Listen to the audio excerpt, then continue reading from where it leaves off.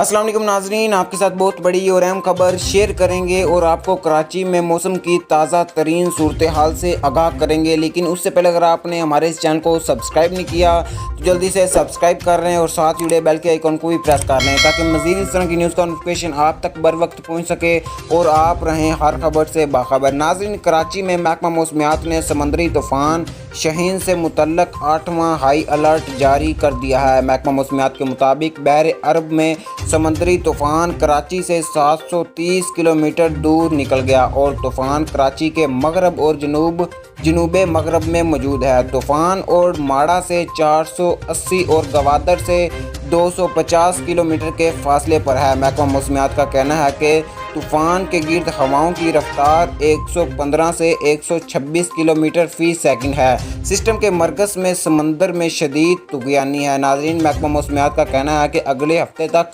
कराची में मूसलाधार बारिशों का इम्कान है।